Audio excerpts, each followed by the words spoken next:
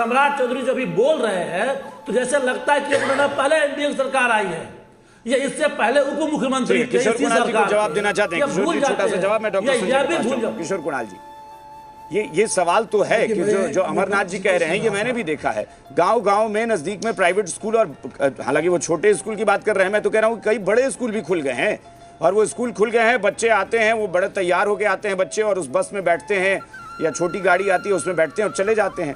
सरकारी स्कूल को में किसने रोका था ये सब फैसिलिटी करने में और बेहतर बनाने में?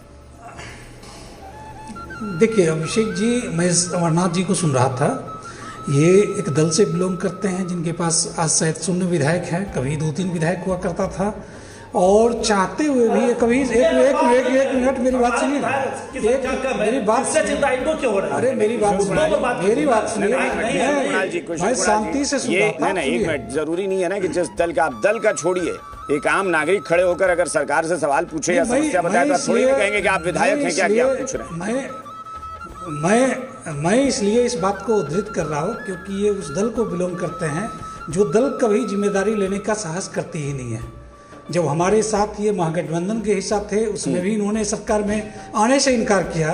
ये मान लीजिए कि ऐसे लोग हैं जो विपक्ष में होते हुए भी पक्ष की बात करेंगे और पक्ष में होते हुए भी विपक्ष की बात करेंगे। मैं इन्हें बता दूं कि इससे एजुकेशन को अपग्रेड करना हर सरकार की अपनी एक विजन होती है। हमने भी कस्तूरबा विद्यालय खोला, हमने भी सिमुतला विद्यालय खोला, आगे और विद्यालय खोलने की बात हो रही है। नहीं तो आपने खोला तो ऐसा क्यों नहीं हुआ? नहीं, आपने अगर कहा कि ऐसा अगर आपने किया तो क्यों नहीं ऐसा हुआ कि प्राइवेट स्कूल से बच्चे नाम कटाकर वहां पढ़ने चले गए?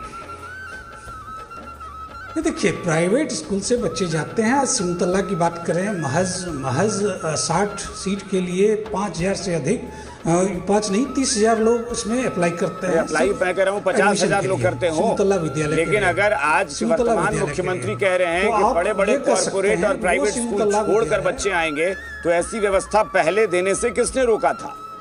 उद्योगपतियों को पहले बुलाने से किसने रोका था? दिया है।